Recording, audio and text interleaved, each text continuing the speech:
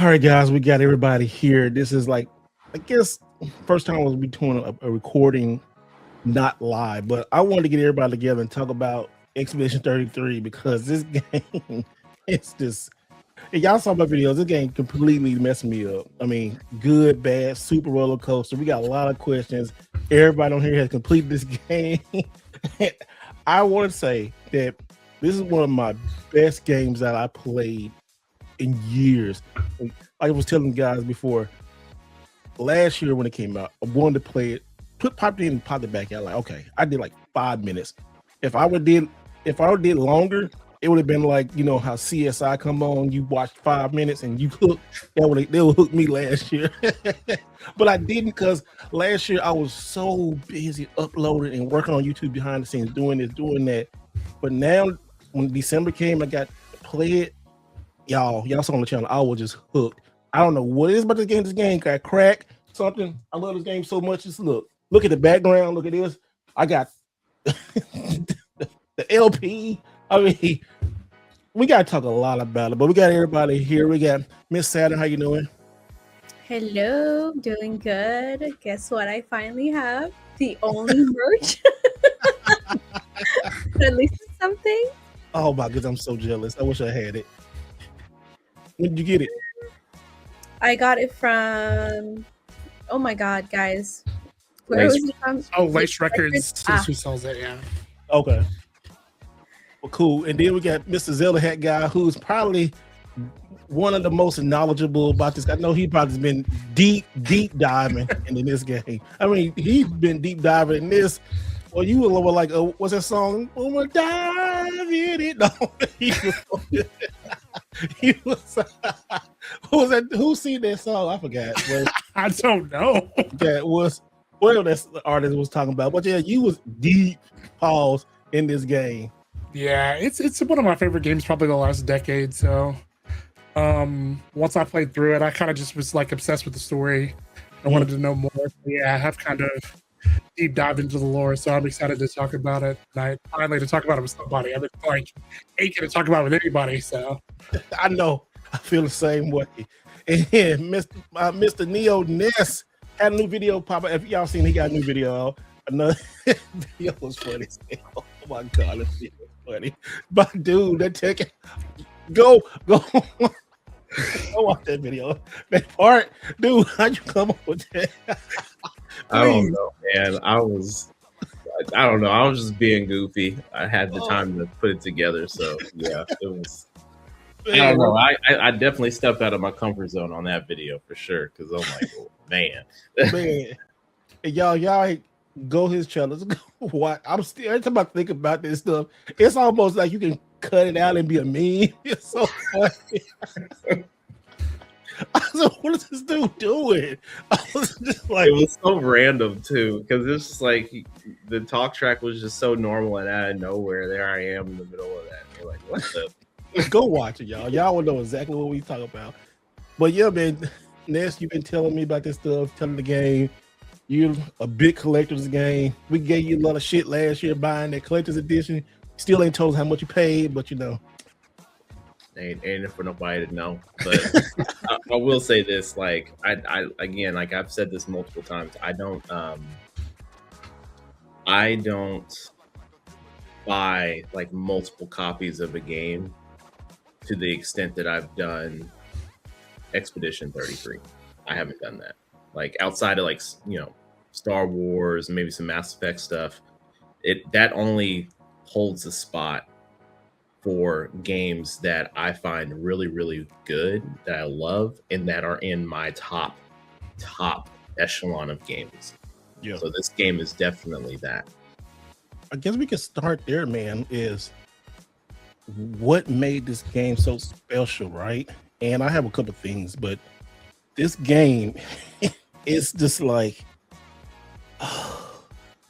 I tell people you have to play it. Even people, if you kind of hate traditional JRPGs, it's really, you forget it's a JRPG because the story is so good. I will say they respect being an adult because they make you face all that stuff. And also, y'all, we're going to talk about heavy spoilers. So if you have not played this game, get just come back and watch this when you do it. This is heavy spoilers. I'm sorry if you're watching and you haven't beat it. It's your own choice. Don't be in the comments. Be mad at us because we feel talk about everything. We feel unload because we need. This is a group therapy session. I definitely need this. I definitely need this. So, Class is talking to me and stuff, but I definitely need this. So,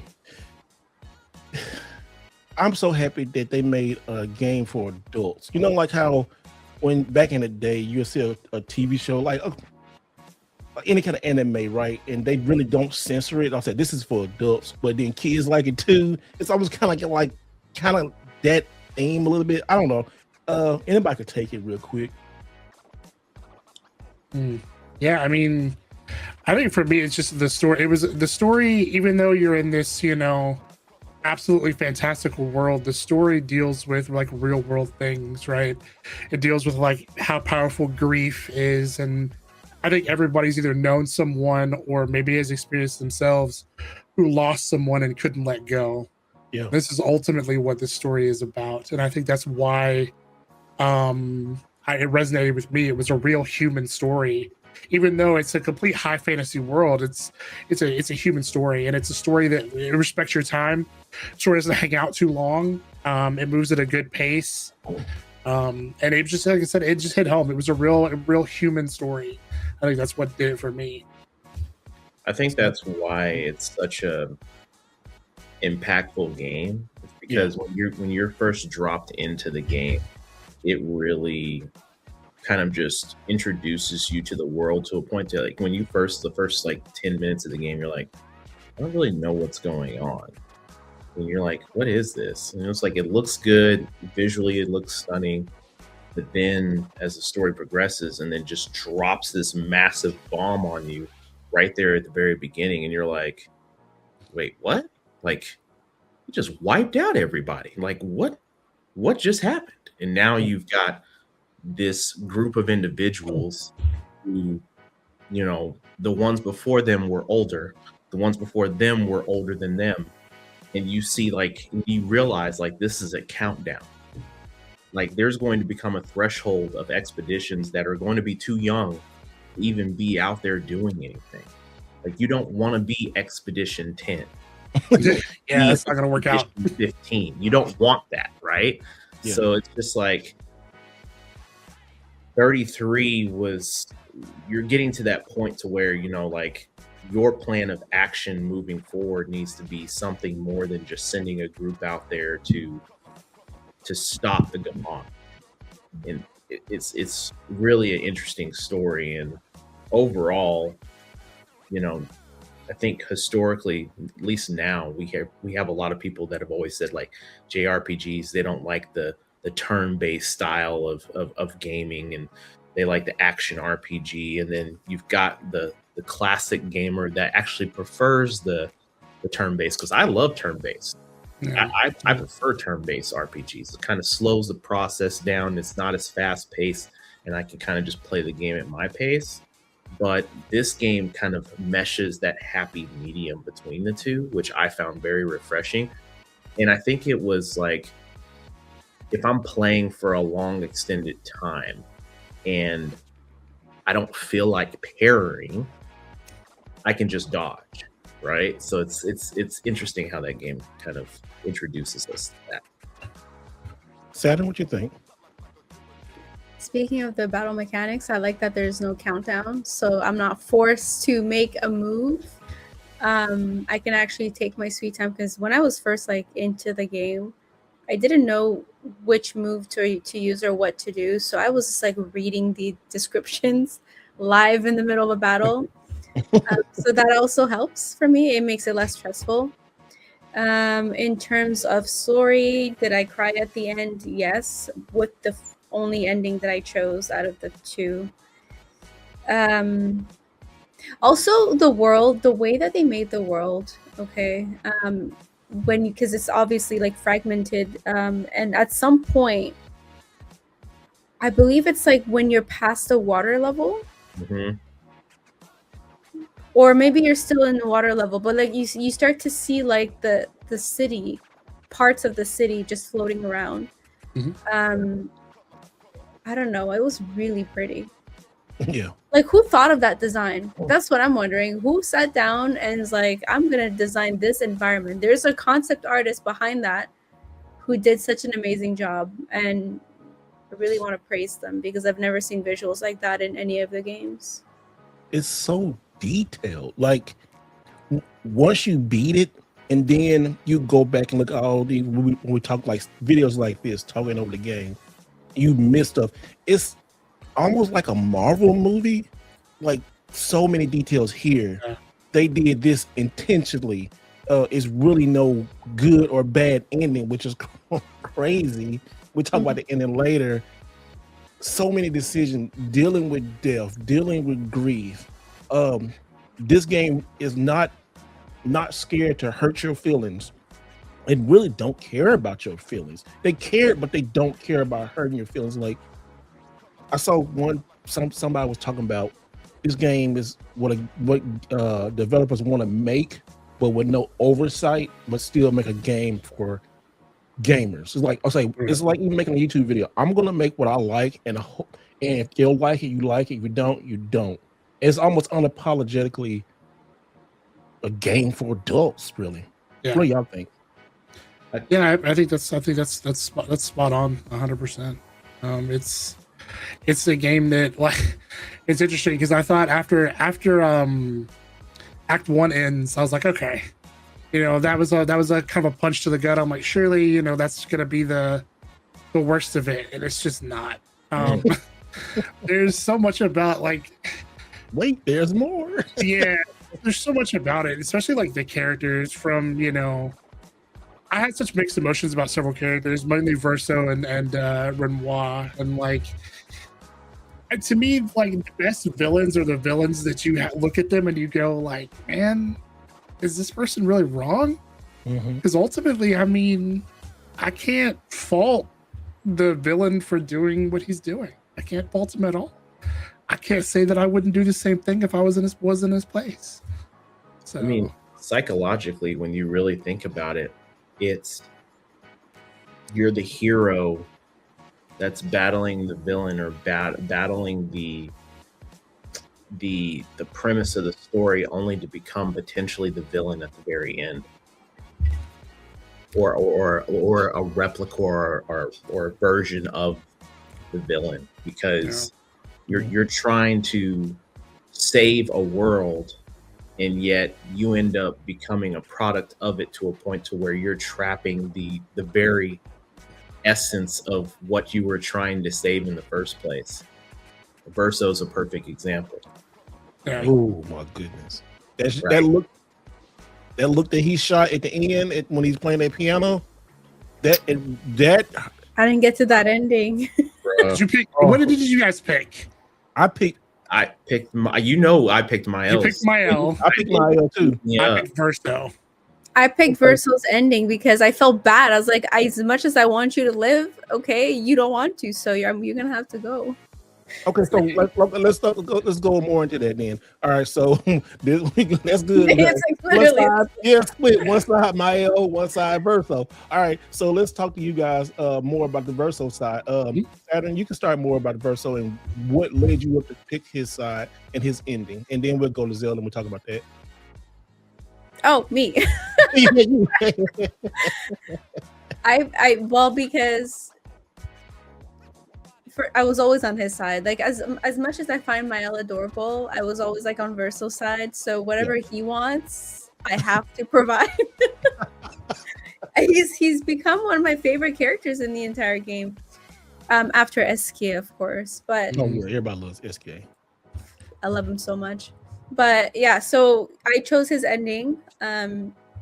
Do I feel bad? No. I mean, whatever. They're going to have to learn to accept the fact that he was supposed to be dead. Let him die. Yeah. Spoiler alert, sorry. And and you just have to continue on without him. And that's how he should have been in the first place. But yeah, no. Now that I know that he is still alive in the other ending, that is... Poor guy. Does he look sad? Oh yeah. Oh yeah. He's pissed. Yeah. He's basically being held against his will in a sense because Mael essentially becomes Aline. She's obsessed with the world, much like she was. She So became she'll a never leave the painting, meaning that he's never going to be erased from the painting, and that's so sad. That's what's implied, but I mean, if you think about it, there's nothing to really stop Renoir or Aline from re-entering the painting. At some point, just when they get forced out of the painting, you kind of get sick for a while and you can't come back in for a bit of time. Mhm. But unless there's something else we don't know, I mean, there's nothing to I really thought stop. she hid the. I think she would have been stuck for a long time, and they probably wouldn't have not found her because she hid her brother's painting.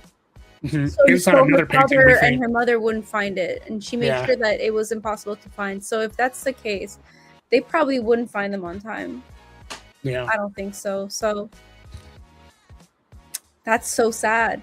Oh my god, it's like grim both ways. But you know what? I feel less bad about my ending. I feel Yeah. more bad about the mild ending, knowing yeah. that painting, she hid it, and then she went back inside on top of that. Yeah, I felt like crap because I was sitting there. I was like, no, she did not. Like after all of that, and I get it from like there's bits and pieces that I get like from her perspective. You have this girl that can't speak in the real world, right? She had all this physical damage from the fire done, and she's more in terms disabled from that. And in the painting, in the canvas, she's 100% able to do everything that she's ever wanted to do. She doesn't have any restrictions in there. She's actually, I mean, more or less a god in this, and we actually got to experience that as we continue to level her up and explore the world, and we realize like just how powerful she is. And then when she comes to find out who she really is, that's when you really get to explore her abilities. But I mean, that ending, I was Yeah. like, screw the abilities. I'm like, bruh, I made the wrong decision. I don't think it's a wrong decision though, right? It's like we kind of talked about it in the chat. Mael had the choice. She could either do the right thing or she could do the human thing. You also have to remember that She's 16. well, also that Alicia or Mael or whatever, she to Ness's point that she gets to be a whole person. She's not, scarred and deformed like she is in the real world. But also she has 16 years of Mael's memories of being around these people. They're more family to her than her own family. And her in a family sense. treated like shit, though. You see? Yeah, they blame her for what happened because she kind of got in league with the writers a little bit. It's something she did ended up allowing the writers to infiltrate them and set their house on fire, and which would ultimately lead to Verso's death. So, like Clea, her sister, and Aline kind of, it's implied that they kind of blame her for what happened to Verso, but she ultimately she chose to do the human thing, and the selfish human thing, and keep everyone alive so she can continue to live in that world and not face reality, which is ultimately going to consume her. And she drew everybody back. Mhm. Like when Gustav and his girlfriend walked back in, I broke down. I'm like, oh no, I was like, oh, God, no, like no. Yeah. I'm like, I was happy, but I was like, no. And then this was the messed up part. How she was looking, and she was looking around like everybody better play their role in this, or you gonna get got. And then she looked at Verso like he was just so mad, but he didn't have his scar. He was a little bit older. And he started playing. He couldn't play, and he didn't want to play. And she just like, motherfucker, you better play. And like, just shot him that look. And then that note, because if you notice, both endings had two different songs, right? Like that's when he got doom, and then she just like, I say like, it just kind of caught me like, oh, this is both endings made you sit there and think after like, did I make the right decision? And make you think about like, I haven't had a game to do that in a long time, because it's like when they were talking about what was that quote saying? think Renard said it was like life did something. What was the quote about life? Life gives you choices or something like that. Talking about choices in life. It was a quote around about horrible choice. Life gives you terrible choices or something like that. Sometimes you got to roll with it. Yeah, it's something to that effect. It was something to that effect. But they kept saying that over and over and over and over. And then another thing, like Verso, like he saw his younger self just sitting there painting as a little kid. And I didn't know, like the boy who just go silent, that was him trying to speak to everybody, but kept cutting off and just was scared and like just going over and over and over and over. You know, you didn't know it was him until right in, and he said, "All right, Verso, let's go." I'm like, that's the last piece of his soul that was in the painting. Yeah, and then it just faded away and stuff like. And another thing, talking about characters, at first I didn't too much care for Lune, but because I always had this girl with dirty feet flying around. But then at the end, I was like, "Yo, she my G," because she was like the one who held everybody. I think she was the glue of the whole. She was, yeah. She held everybody like accountable. From like Gustav to like always, and she like saw her mission. Like you want somebody like that in your team. She saw her mission and did not, even at the end when she sat down and was like, "You motherfucker," and just looked like he knew. And just, I love that. She's my I think she's my favorite because she just went through everything and also too she was pretty powerful. Oh yeah, every character was interesting. Like I thought each character. There were no characters that they just phoned it in. They were all interesting, in their own way, which I thought was really good. Even Morocco, it's so funny. My man. What? Oh my god! Whenever I played it, when you fight the painter, like when you first fight the paintress, and she's that giant statue, I had him in my party, and like the first thing that pops up when the battle starts, he's like, "You have really nice feet," because she's big and she has some big ass feet. I was like, "Bro, stop it." That's another thing too. Okay, so what's so great about this? Everything is like thought about from like the cover art. Like the cover art will fool you. Like you think the cover art, you still don't. You can look at it like, is this Verso or or not? You know, when I was looking at, because I didn't even see Morocco on the cover until I saw him in the game. Like I didn't recognize. Like, I'm going back and look at the cover now. Like it's so well put out, and then like the paintress, that's his mom, right? And she's sitting there like this the whole time. She's crying the whole time and grieving the whole time. That's why you don't never see their fate, but because when you first see her like on the map, people are like, "Oh wow, this is creepy, this is cool," but it's like, like it's on. And then it's just so much about this game, but anybody else can take the rest. I don't want to take up everything. I mean, yeah, it's the game's incredible, and I love in almost every like level you play through. If you turn your camera, you can almost always see the monolith. They almost always allow you to see it, so you kind of know what your focus is. So, and man, this game made me tear up multiple times. Me too. Obviously at the end of Act 1, at the end of Act 3 when you pick your ending. But one moment that really got me was at the end of Act 2 when it's revealed that the paintress is not the one that's the problem. It's Renoir and the monolith. And when you destroy the paintress, it allows Renoir to gommage everyone.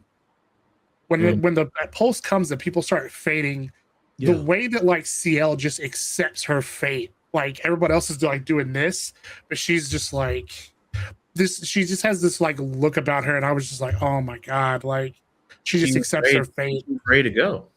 Like I was like, she had her husband that she's been longing to have back in her life for so long. I'm like, yeah, like if you're doing that mini romance with Verso, and come to find out, when I'm looking from my perspective, when I beat it, I'm like, I chose the wrong person. It should have been Lune that I was actually romancing. Yeah. I mean, when you beat the game, like, depending on how you feel about Mael and the canvas, in some ways you could see Verso as the villain, depending on your point of view. mean, If you think about it. Originally, I didn't trust Verso when he first. No, No, I Verso didn't either. Verso does a lot of stuff to get what he want. Like he lets Gustav die. He Yeah. could have saved Gustav easily. Yeah. Yeah, he could have. He let him die because he knew that would fire Mael up enough for him to get what he wants, which is ultimately to kill the Paintress, to let this canvas be destroyed so he can finally Be free. because when he learns, Verso learns all of this during, because they're part of Expedition Zero.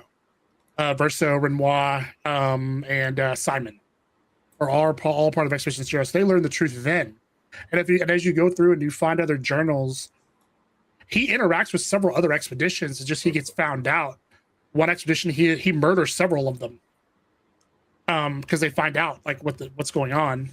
So he's another character that, depending on how you feel, like, yeah, he does some kind of slimy stuff, but I mean, if you're in his shoes, you know, he ultimately, even though he's painted, he was painted by Elaine to care about his family. So he's trying to save his real world family that he knows he will never see again. If he succeeds in his mission, he will die, but his family will live on. And he's doing whatever he needs to do to get to that goal. And that includes letting Gustav die, lying to the people on Expedition 33. I mean, he does some underhanded-ish stuff to get what he wants, but being in his shoes, can you blame him? I mean, it's kind of one of those. I think there's not a right or a wrong answer, depending on how you look at it, and your point of view. I think looking at it from that kind of perspective is very interesting, because when you really step back and look at it, whatever side that you're selecting, you're emotionally attached to this story, knowing that at the very end that no one was real besides the ones that were painting the canvas. Mm-hmm. Right? So you've emotionally attached yourself to basically a figment of your imagination. This world isn't real. These people aren't real. But it depends on what your definition of real is. Yes. Yeah. It's almost like you're like in the Matrix. Almost, yeah. Right? You're plugged in, and your viewpoint of reality is what this is. And right. I think, you know, for Mael, it's like, to kind of give the analogy of it, it's almost as if Neo plugs himself back into the Matrix. Yeah. So that way, you know, yeah, he has all these powers, but he's plugged back into the Matrix to a point to where he can still indulge on the realities of the Matrix and not outside of it. So Zion and everything else, right? He's not worried about that anymore. He's worried about what's in the Matrix. Mael's very similar to that. She's worried about what's happening in the canvas. And that's a comfort zone. Yeah, it's her comfort zone. But the biggest question that this game left me wasn't like previous expeditions, yes. Oh, the biggest thing that it left me was her sister. Oh, so, Alicia's sister, right? Oh, Clea? Yeah. Clea's a G, bro. She's a G. Right. So out of everyone in the family, she's the main one holding it down. Right? Yes. Mom and dad are battling it out in the canvas. Mael or Alicia is in the canvas as well, trying to figure stuff out. The sister is the only one that's outside the canvas. It's like her version of grief is like, I got to be the tough one in the family because everybody else is weak. And she created out the Nervons, right? So Clea actually enters a painting several times. She enters it, and she's the only one with the power to paint over an already painted creation. Nobody else is good enough to do that except for Clea. So she finds her painted self, paints over her, and basically traps her in a far off reach of the canvas. And her job is just to pump out Neverons. Yeah. So she's trying to tip the battle in Renoir's favor in order to get this over with. And then eventually she becomes so like enamored with the fight with the writers that she sends in Alicia, but Alicia's not strong enough. So when she enters in, the Paintress Chroma paints her over and she becomes Mael. Right. And to that point, the writers are the ones that I want to hear about. I want to see. I need to understand, bro. I need to understand what's going on there. Like, I think that everything behind the expeditions, everything that's behind the paintress stems, and even Verso's death stems from the writers, Mhm. meaning that there's this in the way that she talks and speaks when Alicia is outside of the campus for 2.5 seconds to talk to her, is there's this ongoing council or Mhm. battle.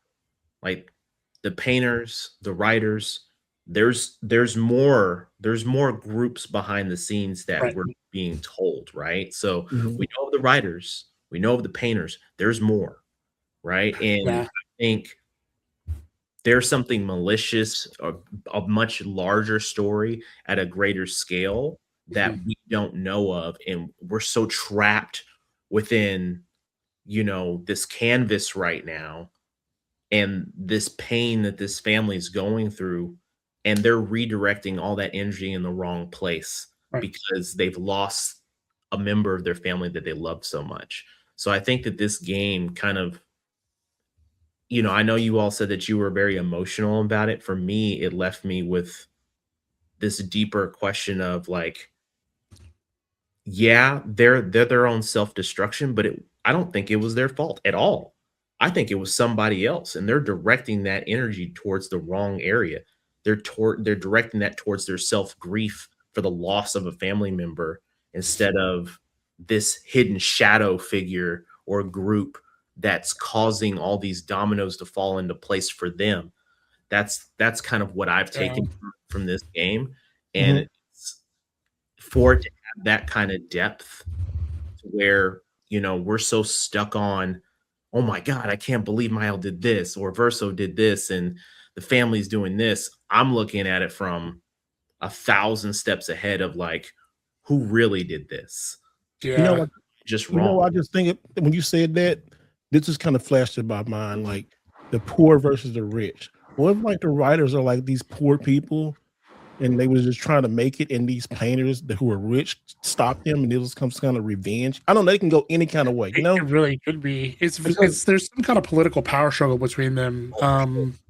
They don't really touch on it on it much. It kind of reminded me. I don't know if I've ever like heard, like watched or read or heard about Dune. The Great Houses of Dune is what it kind of reminded me of. But it very well could be, to Robert's point, right? It could be one of those things where they could be like politically oppressed by the painters, because when you go around the Assange Manor, it's bougie as hell. Like they it's luxurious. So you never really know. But to Ness's point, man, I think that whatever Sandfall does next, be sure they can make other games, but there's a wealth of content I think that they could make inside this world, whether it be expanding, like to Ness's point, on the political stuff between the writers and the painters, or just DLC for past expeditions. I would love to see some of those. Some of those expedition journals yeah, were fascinating to me, especially Expedition 60. Buggy Nicky. Well, they learned the truth. They got all the way through the barrier and figured out what was really going on, and they sent one dude back, but he swam all the way back and he gomaged on the shore before he could tell anybody. Freaking sucks, man. That hurt my feelings so much. Like it's almost as if, right, you're so hungry and you're like, I don't know if the last piece of cake is left in the fridge, and or if it's on the counter, the last piece of pie, you're not sure if someone else ate it, and you get home and you see it from a distance only to find that it's been sitting out and ants are in it. You're like, what the frick is going on, man? I have my mouth ready for that pie, for that piece of cake. Expedition 60 is goaded, bro. I gotta see a DLC for Expedition 60. Or there was an expedition that figured out how to weaponize music. Yeah. Yes. But they died because they ran into deaf Neverons. But I don't remember what number it was, but that would have been an interesting one too. And see, I beat it like within the first week or so, and I'm not. My brain isn't as fresh to it as like with Steve. Steve's fresh on it. Like I'd have to go back and replay the game again. Like the biggest pieces of the game still stuck with me, but all the little minute details. All right, Saturn. So you had an interesting question before we kind of started, and you was talking about like, because you was gonna roll with it, but it was really good talking about like, are people they real or not, or what were you talking about? It kind of already got it discussed if they're real or not, because I thought that they were not real. After at first I thought they were real, and then when we got towards the end, I'm like, okay, I don't think that they're real, but there's no confirmation whether they are or not.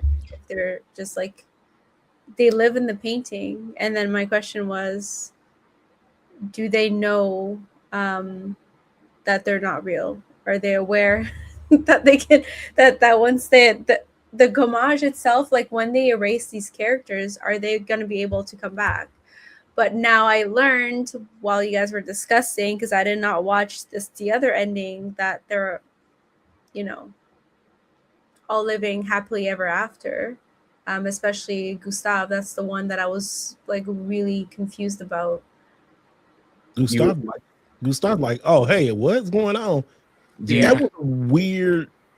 Now that y'all keep thinking about it, that's a weird ending because the whole energy was just off, you know, even from the kids, and just it was just so much there. And also welcome my boy Mega. He just got off of work, and good to talk about this game. So we get your opinions in a minute, man, on about it. But Oh yeah, I just keep thinking about this shit, and it's like, let me jack y'all up on this real quick. So all right, here we go. you were talking about, are they real and they living happily ever after? They don't. Technically, they're not living happily ever after. Mael is. It's her happy ever after because she gets to keep her family. Right. Right. So like, if you think about it, Verso's happy ending is dying, being released. He's been trapped. He's a slave to the canvas at this point.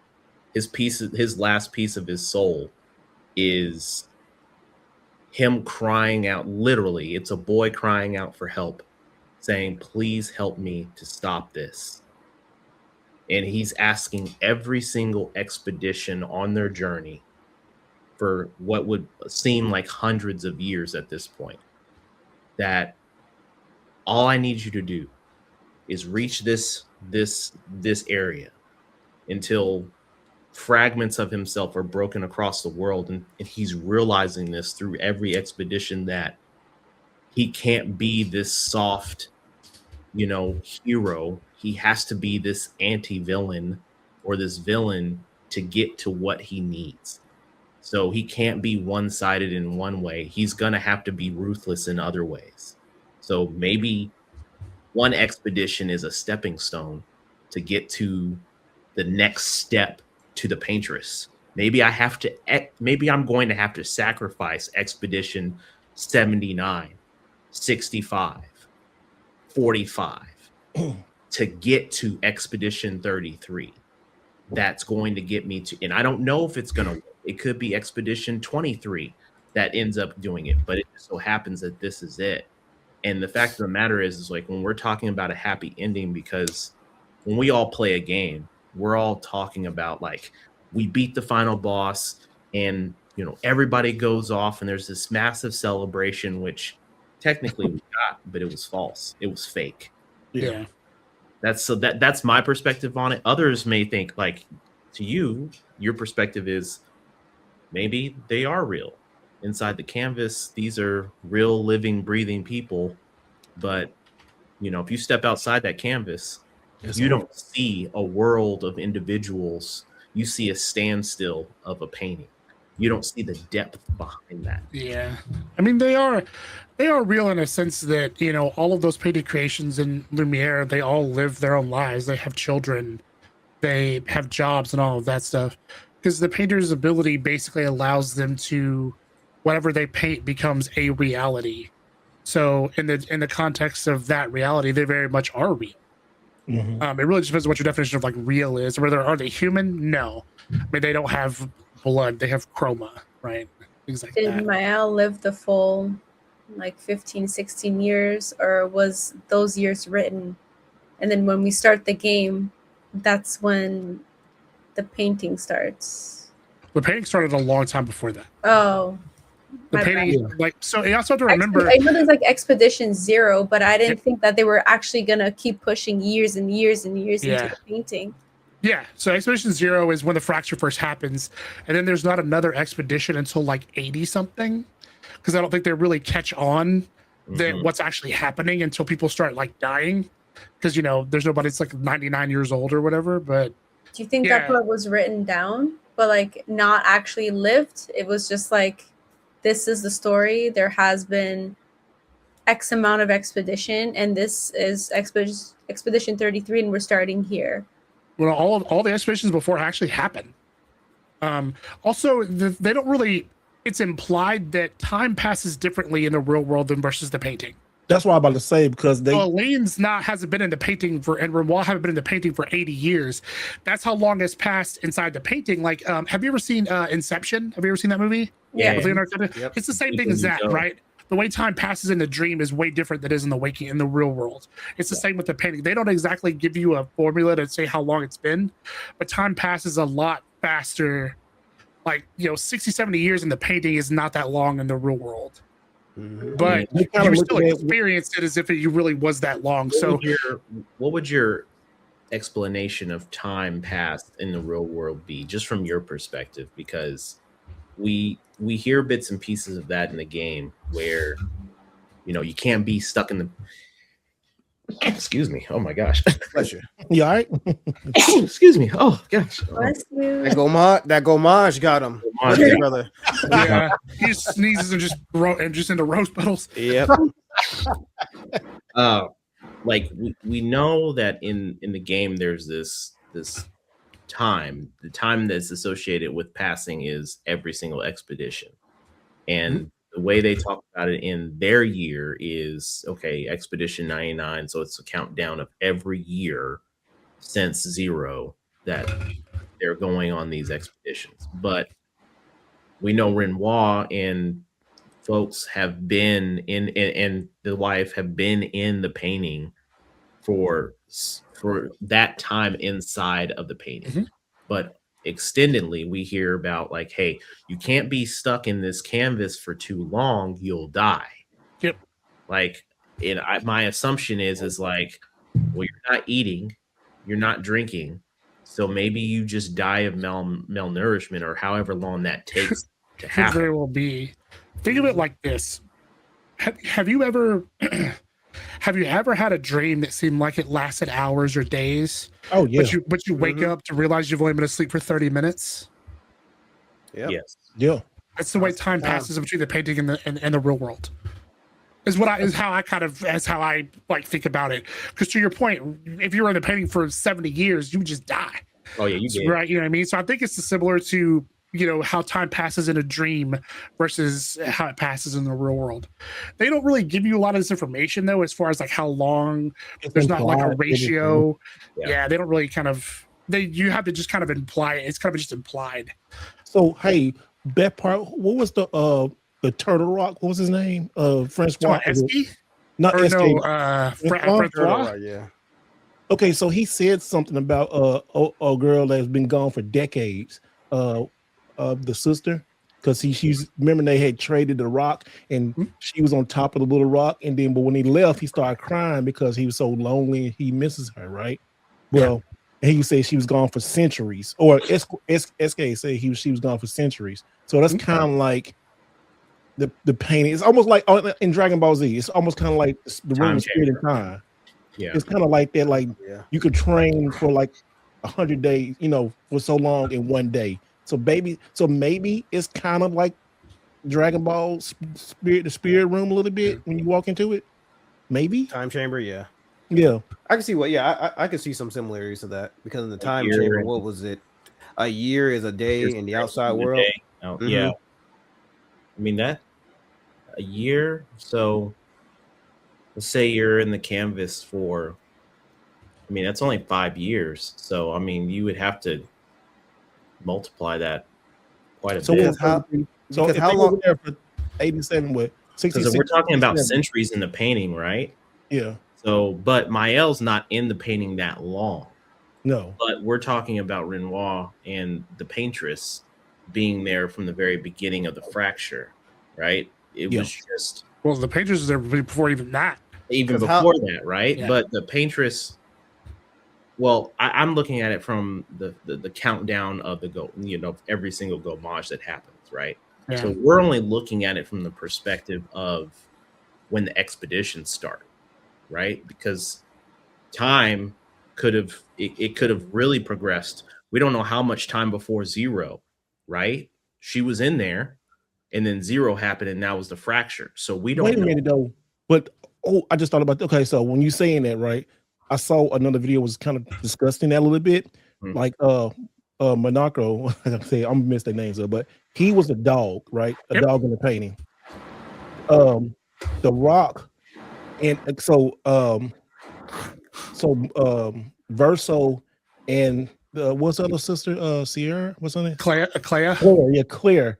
They were like this. They were tight like this because Verso, even though he wanted to be a musician, he was kept painting, and she played with those rocks. So maybe that when they was children, that children stuff, transform into like memories into the painting, and then I guess that's the centuries, I guess, right there, maybe. Could be, yeah, because Verso, the painting that originally started, it was Verso's childhood canvas. So he painted like the gestrels, and then he made SK because it was his doll. Yeah. I forget. Is it Monaco? Monaco was his dog. Yeah. So, and then when like Aline takes that canvas and basically she finishes it. So like Lumiere is before the fracture. I think Lumiere's was like the entire continent was Lumiere. So you had like the gestrels. You also had the regular people of Lumiere were all like one big thing together. And Renoir kind of lets it go on for a while. Even one of his journals, he lets it go on for a while before he starts to step in and try to pull her out of the painting. So there's not really, it could have been hundreds of years in painting time that passes before Renoir enters the painting and they get locked in that stalemate and the fracture happens. Because how long has it been since when the real Verso died in the real world, and to when he was, because it's kind of hard to get an accurate time frame because I think Mael when they had that fire, I assume that's when he died, right? So she's been disfigured because just looking at her face, she's been from a major fire like that. That seems like it's been at least about a couple years. It's a minimum like 3 years, 3 to 5 years. Been a couple of years, maybe. Yeah. So I would say, let's just say, for the sake of this conversation, it's been about, let's say about 5 years, 6 years max, something like that. Mm-hmm. So around that time frame, that's when she decided to enter the canvas because she couldn't even talk in the real world, could she? Because I know she had a missing eye, her face is really messed up, and she couldn't really communicate like that. So I assume, was she in a painting? Well, she was a child and then grew up to like 16 years old. So if she enters the painting, well, I mean, like I'm talking about when she first enters, or no. See, this is where it gets confusing because like depending, Mael gets dropped in to the painting because the support, right? Her sister's like, "Hey, I need you to go in here and help." Yeah, I would say, didn't Clara? Oh, then that was she force her into the painting because I remember seeing where she kind of got forced into it. So if that's the case, then she wasn't young. She probably came in as she was, and visually she wasn't, scarred or anything like that. If I remember right, when she comes in, she's not strong enough, so the paintress paints over her. Right. And she is born as a baby to parents. She's not. She doesn't come in as 16-year-old Mael. She's born as a baby to parents. Her parents go Maj, and then Gustave and Sophie become her adoptive parents. So she essentially got reincarnated. That's what happened to her. That's why when the big gomage happens at the end of Act 2, it blows away Mael and leaves Alicia behind because Alicia's real. She's not painted.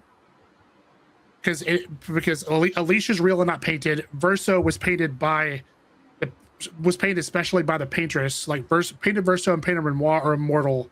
They're immune to the gomage. And then Alicia / Mael, well, my Elden becomes essentially Alicia after that big homage happens. Right. She's real, so she can't be painted over or homaged out.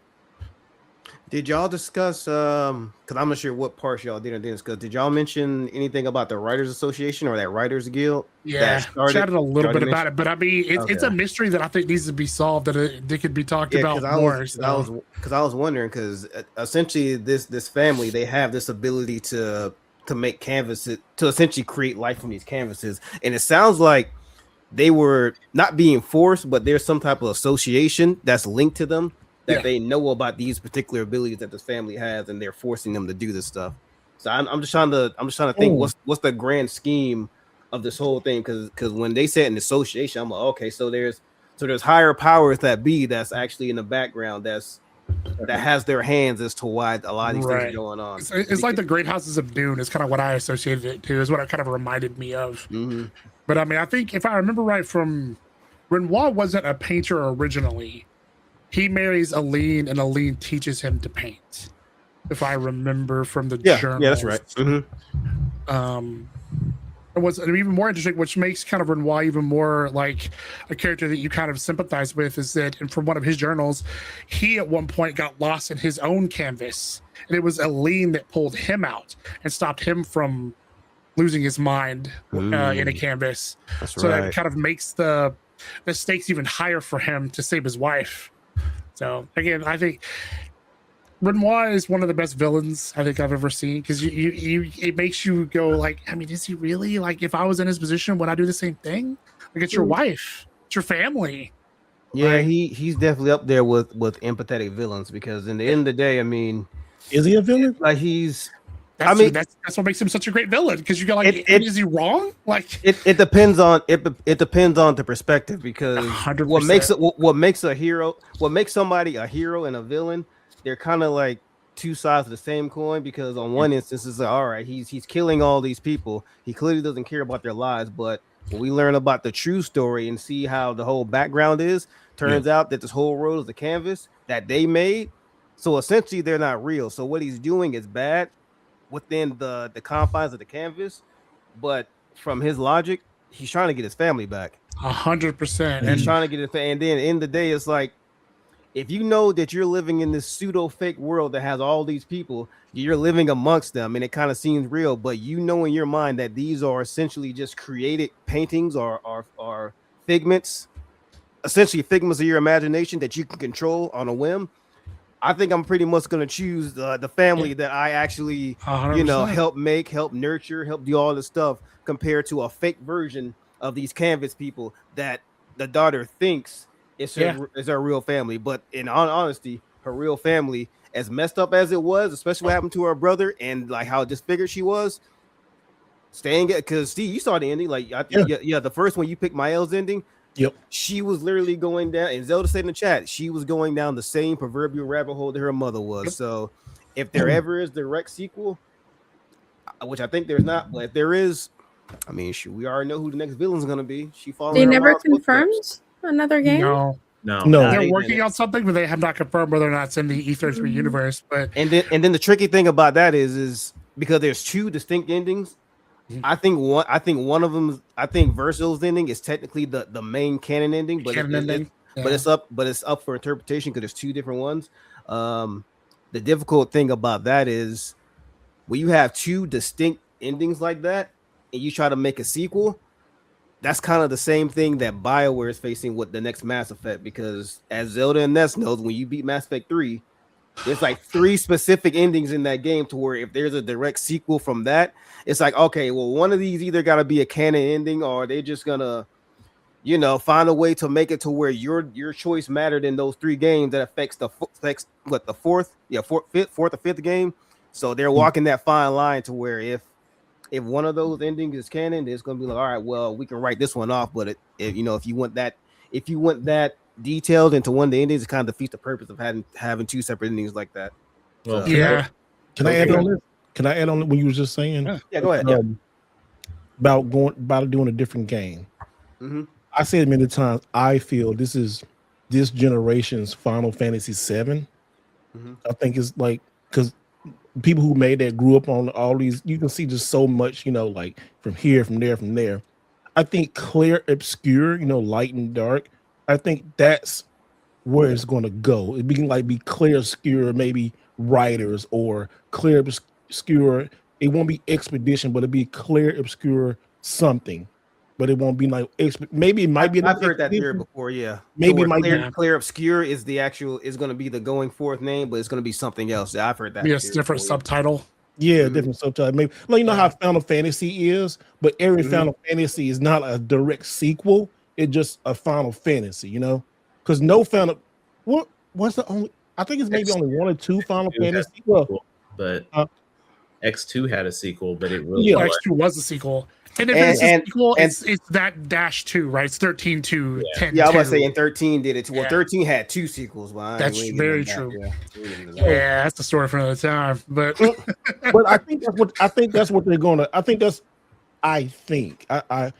they could go because, like you said, it's unless they do some Resident Evil Claire, like Leon and Claire disc 1 and 2, maybe they do something like that. 2 different stories. They could go that dang route.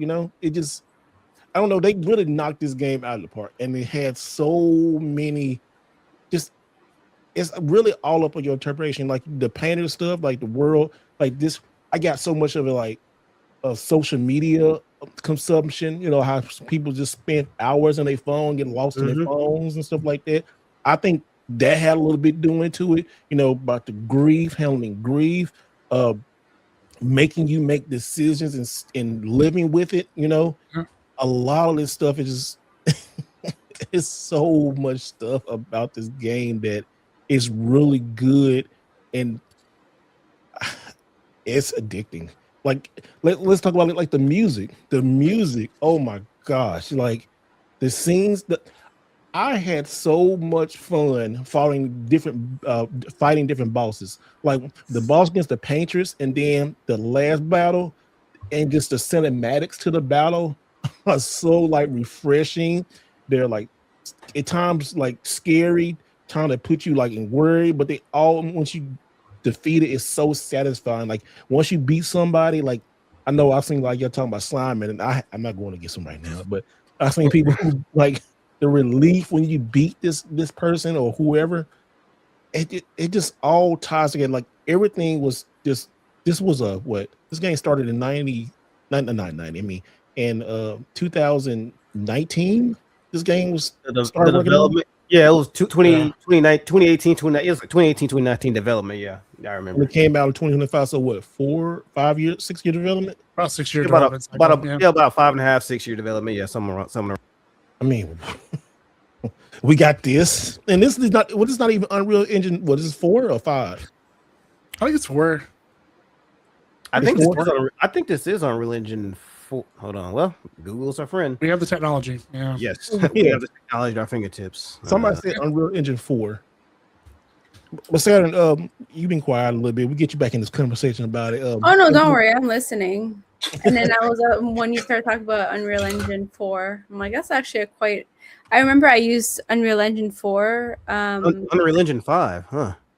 No, they didn't use 5. I think they started with 4. 5 was not out back then. Oh yeah, when they started, it was 4, but at a certain point, I think 4 was a really good engine, personally. Yeah. Then they pivoted to 5, yeah. Okay, so you as an artist, and you say you really appreciate the art and stuff like that. Like, tell us some things that just really stood out with you. You said something earlier about like who painted this and stuff.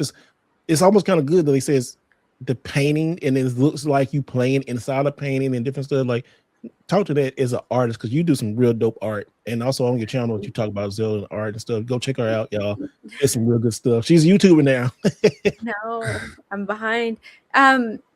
Their art is very interesting because I don't know who the concept artist is and how they came up with that idea, but like none of the environments make sense, but they make sense.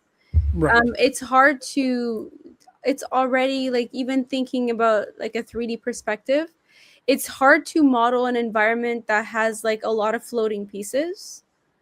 And then you make it playable where you don't like the character won't fall like straight down in the middle. I know what she's talking about. Yeah. Sometimes like sometimes it looks nice, but then there's one little part that, like, I don't know what happens to those pixels, but your character just falls through. I don't know how they did it, but every little bit and piece of the map is just done perfectly. Yeah. I think that for such a small team, I don't know how they did it. They did outsource a lot. They had they- no pay, like they were not getting paid, right? Because they're like, when you're a small, like, nobody studio, you're not getting all kinds of fundings left and right. So most of these people were working for free. They did. Now they did get some funding. They did raise some money. They did raise some money, and what they saying, like, they had 30 people, which was true, but they did a lot of outsourcing to help get this together. So yeah, they hustled a lot. Like what you're saying is true. They hustled a lot. But they didn't have like the guarantee of like a here's a contractual salary that you're gonna get for this contract, or like every year you have to renew it. At least these like in their bigger studios, people know that they're gonna get a pay at least for that entire year until the contract expires, and then they have to renew it. These people most likely, like you said, were hustling, right? Yeah. There's no guarantee of a pay, and they still put such maximum effort, because I've seen the early footages. I did too. Mm-hmm. Yeah, there's a little rough. Yeah. It kind of, honestly, the art style did shift too, because you guys said you saw the earlier drafts of the game. Didn't it kind of remind you of BioShock Infinite a little bit, just from the art style? It was more more steampunk, a little more. I don't want to say cartoony, but a little more unrealistic looking. Unreal Engine, and then they I don't know if there was like concept artists involved at the beginning. To me, it looked awful. So it felt like just like ideas being thrown, and then let's see how it looks like. But then when they finally got like actual artists into the whole thing, the way that they made it look like a painting, even visually, when I first saw the trailer, I remember when we were talking about this back in like April of last year. The trailer itself made no sense to me. I thought it was really pretty. So we were kind of not sure how to feel about this game. I remember we had like a discussion, like, it's going to be a really good game, but like, what is this game? No one knows, because we've never seen something of the sort. Yeah, and just seeing it, playing it in person, I think makes me want to get better at drawing for sure. Environments. And it's inspirational. The game is really inspirational. Very inspirational. I think the world is well built, and I really like the in between areas, that open map, like top down. Yeah, they brought back the way they redid like the old school like world map. Right, and this was the first game to really do that in a long time. That's a good point. I didn't think about that. It reminds me a lot of Golden Sun, because it's like an open map, but at the same time it's not too open. It's a good analogy, for sure. It's really and that just adds more to the just the overall value that team has, because remember, a lot of them, I can't say all of them, but I do remember at least about a good 50% of them, they came from Ubisoft. So I mean, that's quite telling, to knowing that how many, I think Ubisoft has around like 2,000 or so employees, maybe a little under 2,000 employees is working there. The fact that they had, let's say, about 20 of them come from that studio working on God knows whatever, the 16th Assassin's Creed game and Far Cry and all this other stuff. It's clearly a passion project, and it's something it was something that one of the lead developers probably was a brainchild. That game was probably the brainchild of something that he wanted to make for a long time, because how that team was formed, he was literally just, hey, there's this game I want to make. I feel honored and pleasure. I will feel very honored if you guys can jump on board and add some of your talents to it. He found the lead. It started on a Reddit post. It was on a Reddit post, and then he's hired some people from SoundCloud, and a lot of those people, they never made a game in their life. So that's a lot of people hadn't. Yeah. Yep. So that's true. Yeah, that's crazy that for their first like major release, and they hit it out the park like that. You know, who knows what type of untapped talent or chain talent is around in a lot of these AAA studios, just slaving away all these yearly titles are live service games, man. So after the news we got from Ubisoft, I think they had a bunch of layoffs. I mean, hey, we might be in store for another Expedition 33 at this rate. And the fact that they were able to secure some heavy hitting voice actors for this game, Yeah. like Jennifer English, Charlie Cox, Jennifer English, and then Ben Starr and Andy Serkis. Like Andy Serkis is famous, bro. Like Lord of the Rings. I mean, Star Wars. That's the type of stuff that he's been in, and for him to lend his voice to Renoir, which how he didn't get nominated for a Game Award, I do not know, but that's a story for another time. But the fact they were able to secure these guys and gals to do the voice acting for this game, just it shows the power of the writing. Because there was not a performance that I didn't love. Like every character was, like this game made you care about every character. Like I cared about everybody in the cast. The pacing was so good. Pacing was amazing. It was the perfect amount of perfectly paced. It didn't hang out too long. There wasn't a lot of filler. Everything you did seemed like it had purpose. And it was pushing. The story was always moving forward. You didn't have to just go randomly kill 10 chickens for some random reason, like some RPGs will do. You know what I mean? Yeah, like everything was move forward. And that tells you the story was, above all else, the story was probably the focal point at the driving force in that game. So that was good to show. Like even, I mean, of course, a game has to be mechanically sound and all the other stuff there has to work and everything like that. But as long as you have a good foundation and a really good story, that could be your backbone right there. Everything else is fall in place. I know that writer's room, man, it was cooking with that. It was cooking with that. The story is, it made me remember why I love video games. I was getting kind of jaded on video games for a while, and then after playing this, I'm like, okay, this is why. It's like reading a good book, right? Yeah, it's like a really good 100%. You just couldn't put down. That you spend more time with. Sorry, go ahead. Now that I think about it, last year, every game that I played, I spent over, or every game that I completed, I spent over 40 hours in. Now that I think about it, like that one that were like one player games that had a story, like Returnal was one, even though it was a shooter, but the story you wanted to figure out what was going on. Ghost of Tsushima was an amazing game. Of course, it did have that you got to go kill 10 chickens kind of feel some places. At least you wasn't climbing a lot of towers like another a game that was inspired by, but that, and and I can continue to name on other games, but out of all those games, they didn't get slotted into my top 5 list. Expedition 33 did, and I don't understand why. If I go back and look and like, why was this game so impactful to me to a point to where this shifts my list of all-time favorite video games?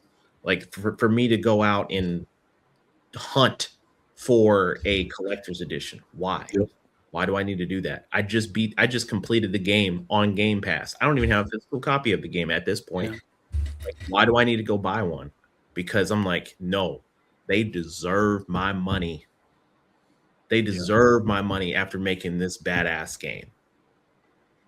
And, the rabbit hole goes on. I mean, there's swag and shirts, and Steve, you definitely jumped on the swag bandwagon. Yeah, I know. Right? Look, you got an E33 themed house now. Shout out, brother. Shout out. I've never seen any game that Steve has played or mentioned that he's gone this hard for. I mean, bruh. Like, if it's not wrestling stuff, I don't know anything else outside of that. Like, I'm surprised this man don't have a mat that says "for those that come after." Go ahead, Steve. What are you saying? Oh no, I was agreeing because I was saying like, I always joke with Elliot because I'll say me and him have similar tastes, and it's just like it'll be something like you did the same thing too. It's like like we had even like picked the same ending. But this game, right? It was the perfect game in the time that I needed it because I was like doing November, December. I was just depressed, like, and I needed something. Let me just chill on YouTube because I'm just working hard on YouTube like last year. Then I played this and it was like, the first thing, the music got me, but then like after the first act, I was like the prologue. I'm not even acting one. The first prologue, I'm like, oh, then the music, like I remember I was playing and they did this on purpose after like the funeral, like when she buried Ghost Star's arm, and then that song, I can't think what it's called, but it's like I see you, and it's like she go and then it would just play. Like I just like I had to put the controller. I said, hold on, it was just that music. Even I'm thinking about it now, or that music they played at the funeral type of feel. They played it twice. Every time I'm like, oh, this shit is triggering.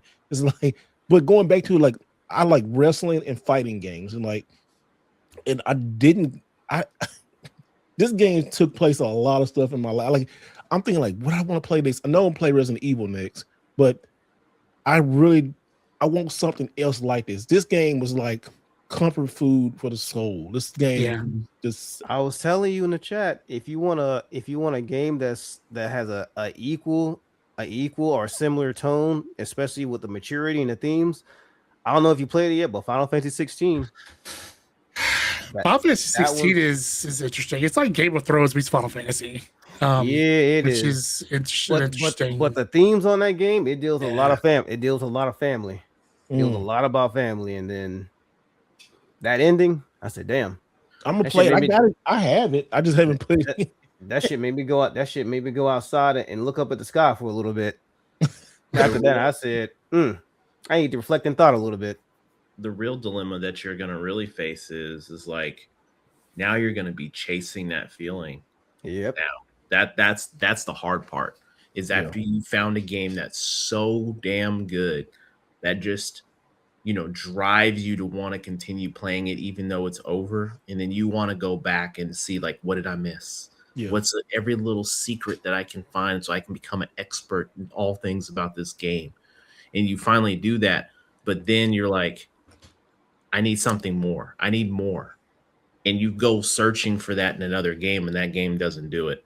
That's kind of where I'm at. Like last year I was like, I had some decent games in the list. Some games were in the backlog for way too long that I actually got to, and they were surprisingly good, and they definitely held my time. But I find myself for games that I hold at a very high stature, I'm always chasing that feeling that I get. That I don't know how to explain it. You ever boot up a game and the intro music just hits you right there in the pit of your stomach, and you just feel like this chill in the back of your spine, like it just moves you so much, and you're so excited to play it, and you just don't even hit the start button. You don't hit the select button yet. You just listen to the tune of that song. The startup screen. Startup screen. It's just like startup screen for Xenoblade 1. Zelda knows. Literally, like if it just watch a YouTube video, type up Xenoblade Startup Blade. It don't even show the title. The only thing it shows is like a big grassy plain, a sword in the middle. All you just see is clouds rolling by with music in the background. You don't see the title until you actually press a button. They did that on purpose. Yeah, it's beautiful. That's a good one. That's a really good one. That's probably my favorite. Out of all the games I play a lot of games in my years being on this earth. That's probably the most beautiful startup screen I've ever seen in my life. To this day, and I played. I'm talking about the Wii version when it came out on the Wii back in 2012. Yeah, that one. Final Fantasy 10. Also kind of and 7. Final Fantasy 10. Oh my god, bro! I was like, what? Bro. 10. You know what? Reminds me, like 33 and 10. The thing that really got me is the battle music, bro. Because like the battle music was so good, and like. I remember when Orin first got introduced in 10, and like and then all the ads and the fiends kept appearing at like that world event, and everyone had to start battling, and Orin comes in and he's just like one-shotting everything. Yeah. Like, oh my god, I'm like, this is so amazing. I had that feeling in 33. I forget the name of the song, but it was like are you talking about Renoir's battle music? No, not Renoir. No, I was like, bruh, that's an absolute banger. You talking about Final Fantasy 10? You talking about Orange, the theme that Orin had? Orin's intro battle music was good, but I'm talking about in 33. There's a song. Oh, 33. Like Okay. if you're just roaming around in the world and you're doing like side missions, like I know what you're talking about. The world map theme music. yes, that big It's ass. a lot of them. Oh, You know that big ass. I can't remember the name of it. That big ass enemy that's sitting in the water. oh, That- so, it starts with an S. Yeah. Oh, it's- the thing that kind of looks like a golem almost. Yeah. Did you get the cheater one from? Did you get the cheater picto from? It's in the water that this yes. It's like yes. some Song shit. Yeah. was amazing. I'm like, it got me so hype. I kept dying just so I could keep listening to the song. Oh, speaking of that, okay, so I do have some criticisms about the game, right? Sure. All right, so the Yes, criticism, y'all saw the picture. I did not know how the hell to like equip pictos and all that shit. Pictos. Like, I was like, like, that's in. bro, That's like 25% of the game right there, bro. Maybe more. it's level 70. Like, what have you been doing? Just auto attacking everybody? No, I was just dodging and I parrying guess and that does all this work. stuff. Yeah. It does And work. anytime I get a picto, I just equip it. But I didn't know I can have other pictos to go to other Oh people. yeah. So That's what that how when it Lumina got is deeper, made. than I didn't. Okay, when the people's like buffing and building, I'm like, what the fuck? You know, like I was looking at video, and I was sitting in bed, and it just clicked. You know, I like, oh, I get it. I was like, you know how you get ready to go right to sleep watching YouTube video, and it clicked. I jumped up.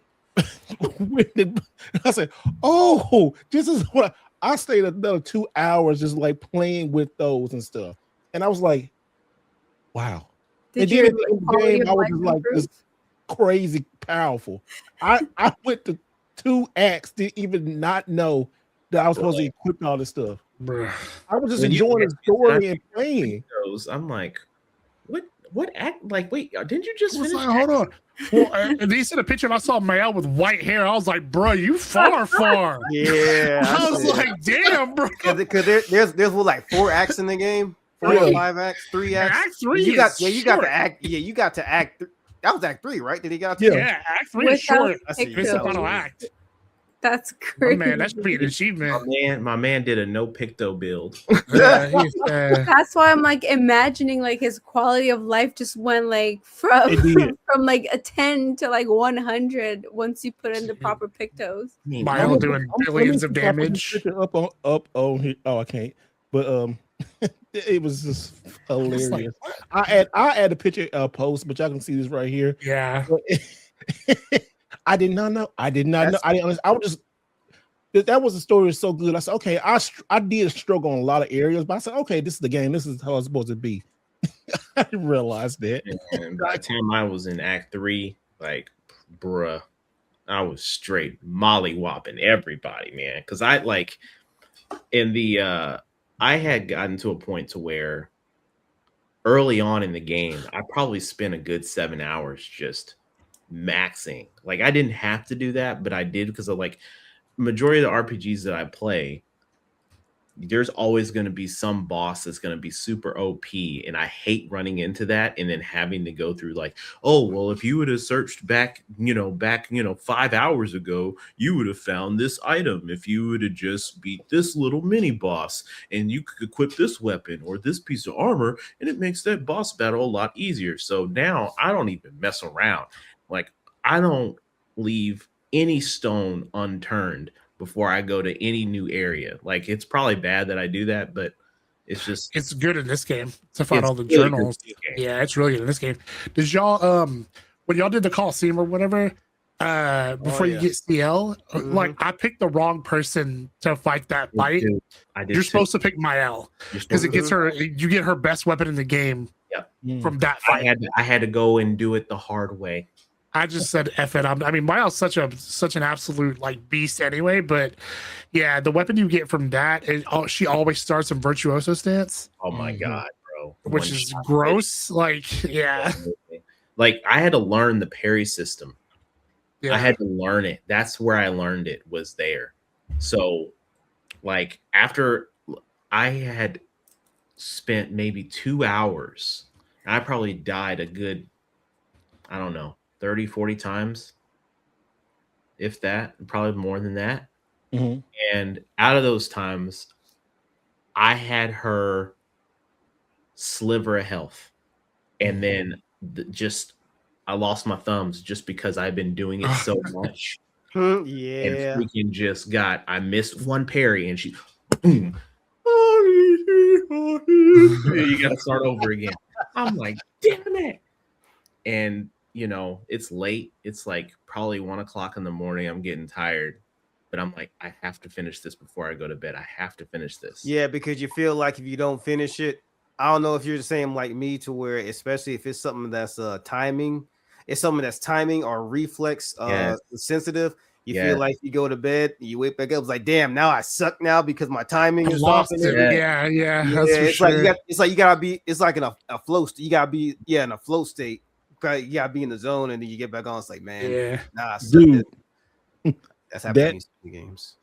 okay, so speaking of that, when you go to Spring Meadows, right, and you fight that my dumbass, I fought the optional boss, and I was doing this live, so I'm like, yeah.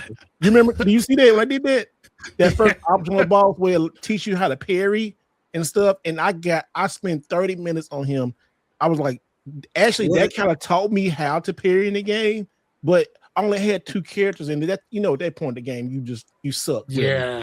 And Are you talking about that thing that's like a cube? Huh?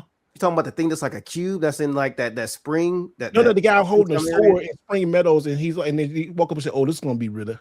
Okay, I remember him. That dude. He sitting there like this, and I said, "Oh, I got made it to the boss." I said, "Okay," and then I said, "Hold on," because someone clicked. I said, "I looked up." I said, "This is an optional boss."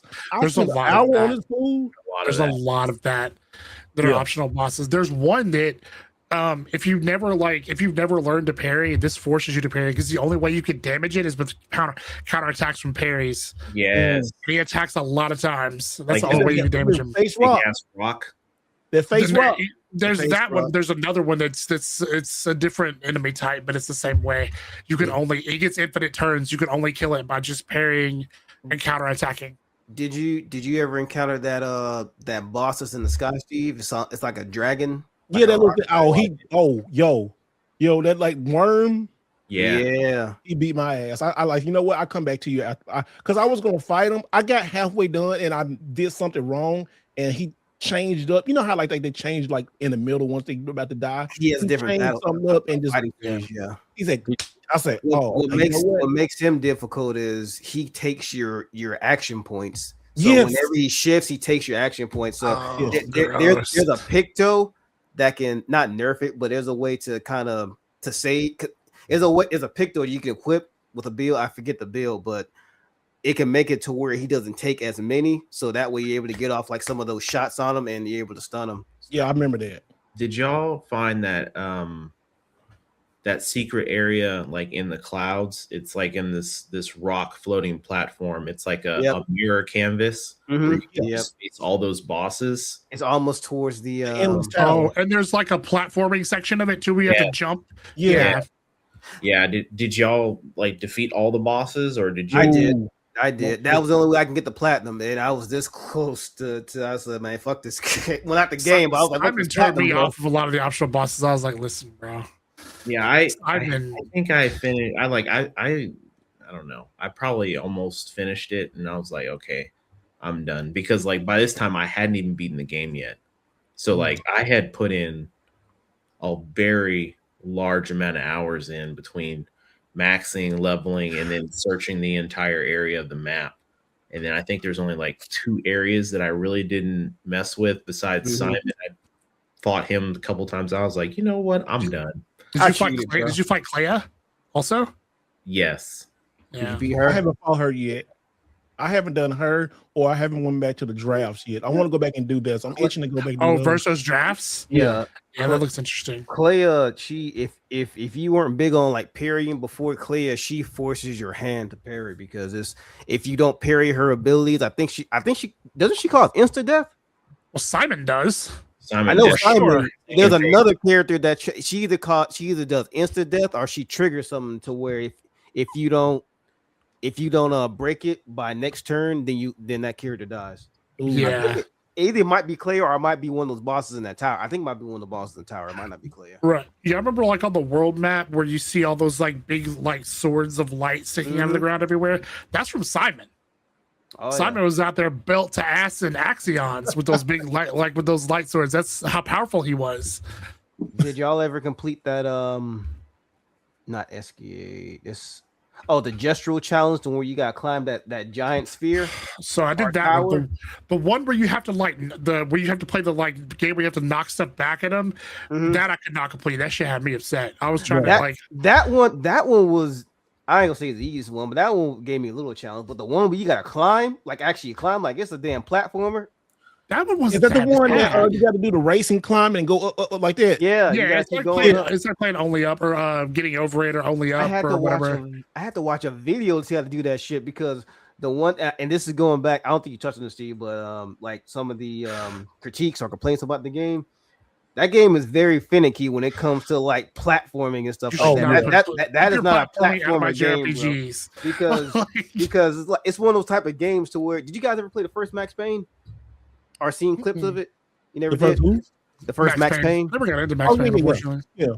Did you ever get to that room, that black room with the crying baby and that blood trail?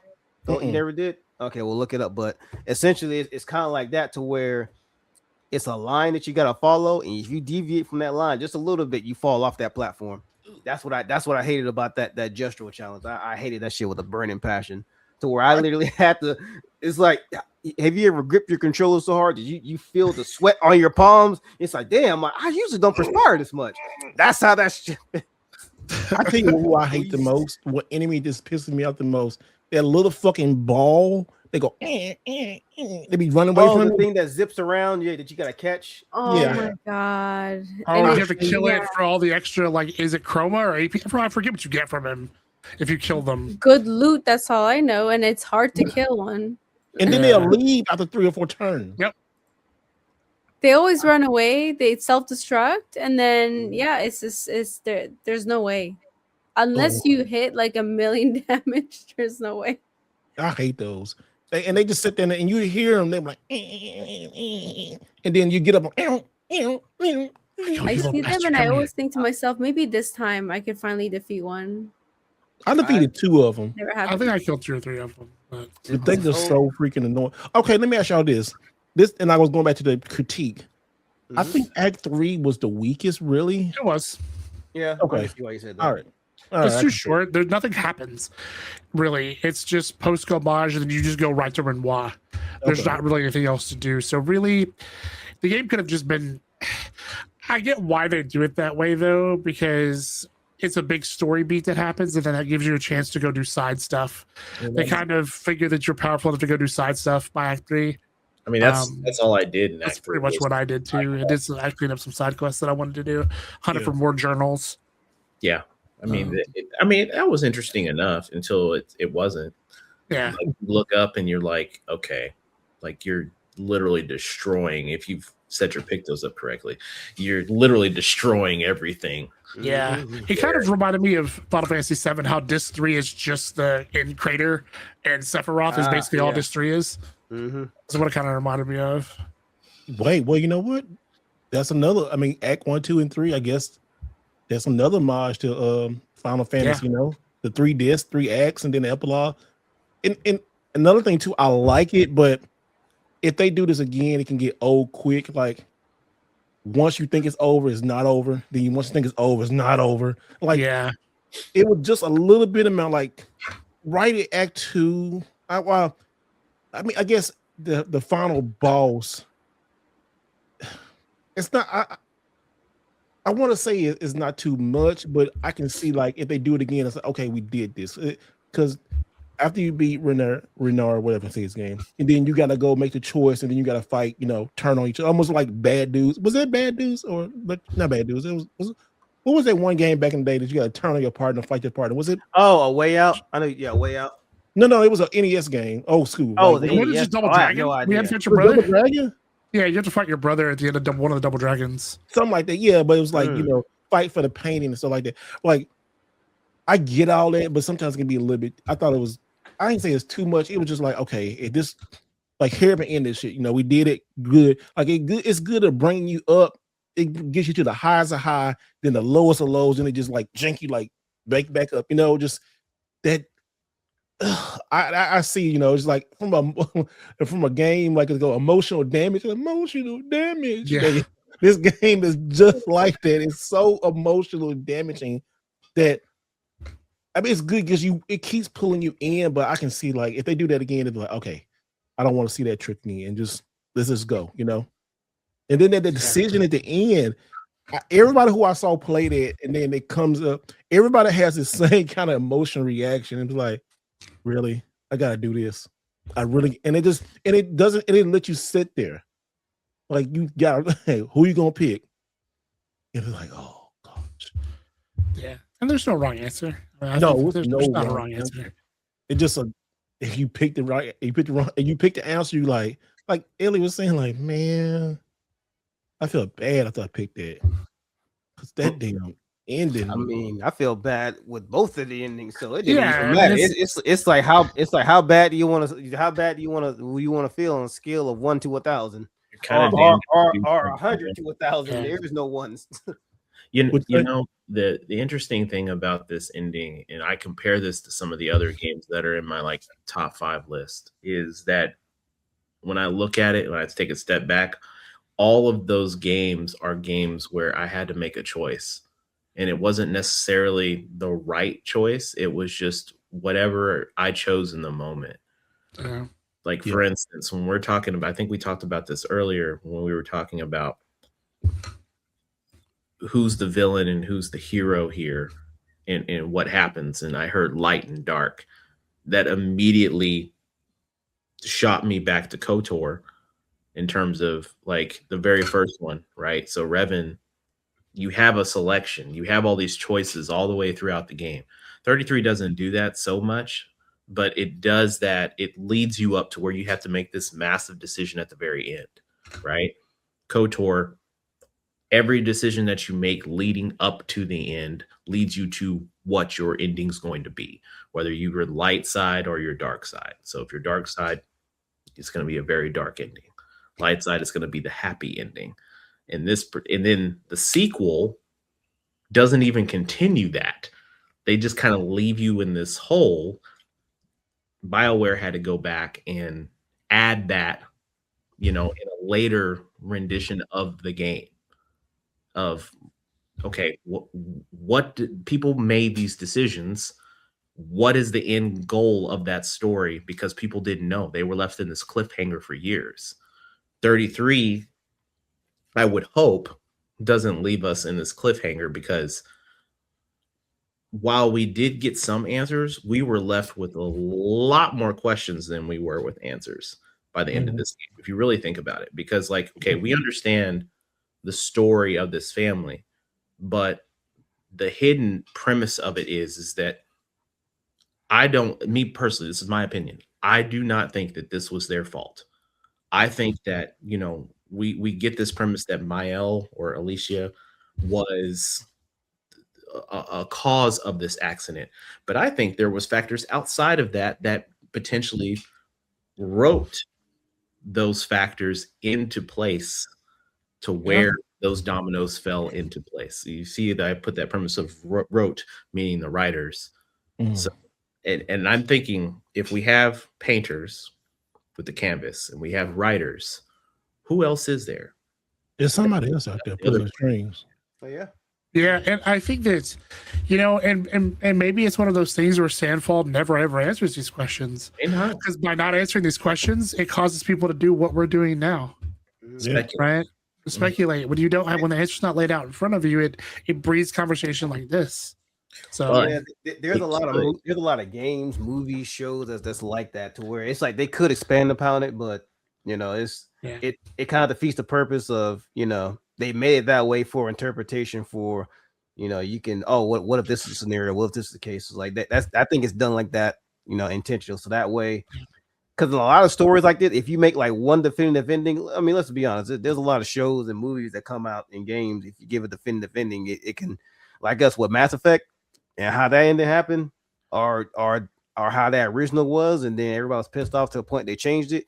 Sometimes it's best just to leave it for interpretation, because no matter what you do, if you give like some type of definitive ending, I mean, it won't please everybody, but if you can get it to like just in the middle, to where it's like, all right, all the questions weren't answered, but you at least got some type of closure to it, but there's still a lot more questions to be answered. You can just form your own opinions as to how it came to that conclusion. They didn't answer anybody's opinions in the first version of Mass Effect.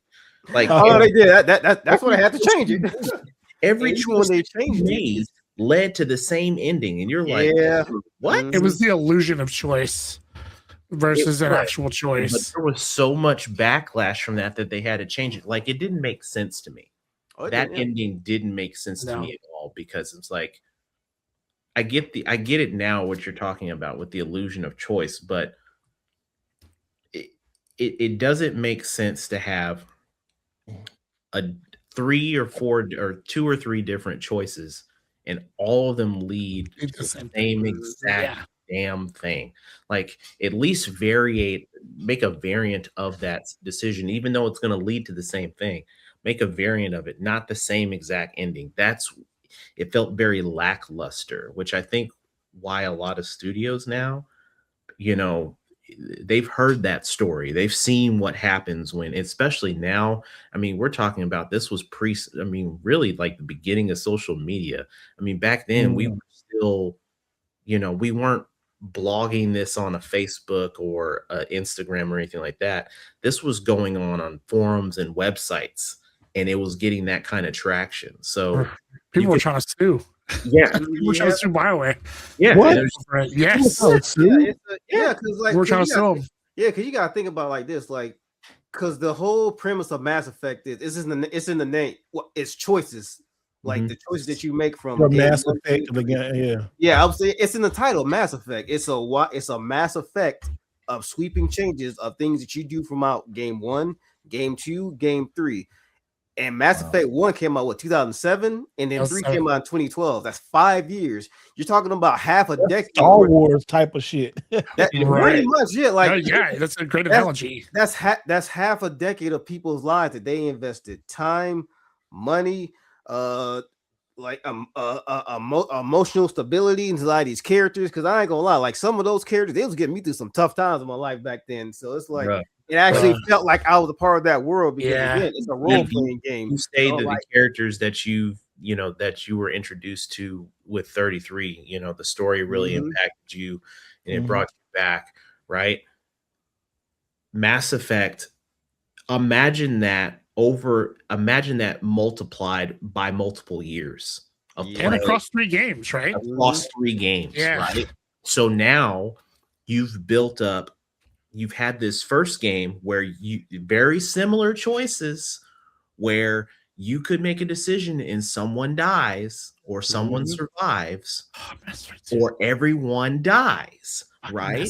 And those choices from the first game ripple into the second and third.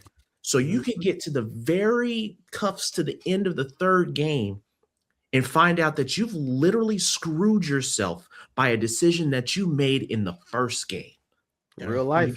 That's super. It's like this domino. It's like this domino effect impact that you don't realize that, oh my God, this was the best writing that you could possibly do, because you're invested into every single character, because they make you get invested. They want you to learn about each individual character. They want you to feel for each individual character. 33 does a very good job of this. Mass Effect did that across 3 games.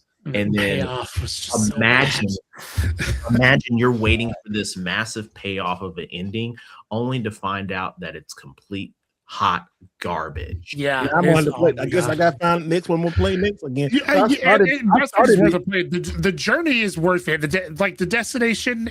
Mass Effect is one of those games where it's the journey, not the destination. Whereas, right, because one of the key things about storytelling in any medium is set up and payoff. You set all this up, you got to pay me off, and Expedition 3 pays you off. It really does. Mass Effect, holy shit, does not pay you off at all. It did not. They did do a DLC patch where it changed those selections. But that still wasn't. It's even that wasn't great, and it wasn't the best, but it was digestible. I'm not gonna say it tasted good. I'm gonna say it was more like, you know, you were sick and you had Dimetab, or you had It's that medicine. It's the medicine that's gonna help you, but you know it tastes disgusting. A very bitter pill to swallow. And on top of that, like BioWare, Mass Effect 1 and Mass Effect 2 are almost two different genres of video games. Mass Effect 2 is almost like a shooter versus an RPG. I love Mass Effect 2. It's my favorite of the three. And Mass Effect 3 is kind of like an amalgamation of the two of those things. So 2 was like, think of it this way. I think if you were to, I would classify it like this. Imagine going to see or watching Mass Effect or playing Mass Effect or going to a movie theater and it's PG-13. Right? And then you go and say, oh, the sequel's out. And it's a gritty rated R film for Mass Effect. And you're like, what? Yeah. And I mean, they drop this bomb on you as soon as the game starts, and you're like, oh, this vibe completely changes the game, and it's amazing, and that's what hooks you into it. Right. It's almost like Alien and Aliens. I don't know if you've ever seen those films. Aliens is a horror movie and Aliens is an action film. Mass Effect's like that, and I think Expedition 33 could do something like that. Maybe they go into a different genre, but they stay in this world and then tell a different story. It'd be tough though, because part of the appeal of Expedition 33 is the mystery of what happens. And now that mystery's kind of been revealed, I don't know if whatever story they tell next will land as hard. Who knows? Maybe there's some other twists and turns in the story that we don't know about that they can reveal in a different game. And maybe they pull a Mass Effect and you know, Claire Obscure Writers is more of a open world action game instead of a turn-based RPG. I mean, okay. Switching genres. Okay. Here speculating for almost 2 hours. They got something. They got this. At the very least, give me some DLC. Just give us some DLC to kind of expand on the world and past expeditions. Let me get Expedition 60. I mean, I know they did the DLC. I'm good on bosses. Like, give me something else. That's right. Expedition Giga Chad. That's what I need. Expedition 60. Well, they're doing them. What about 60? It was so fun when you told me about it. I thought it was kind of underwhelming, but I started thinking more about it. I said, okay, but it just like to me, like I was because I found it right at the end, you know. Like you found it right at the end before you go into the opera house. And I read it like, okay, they did it, and it was almost kind of remind me of, you know, that those Japanese video games that had the buff naked men doing all that kind of red crazy shit. It kind of remind me. That's what I pictured in my mind. But then when he said we just made it, and then it's like, oh shit, you know.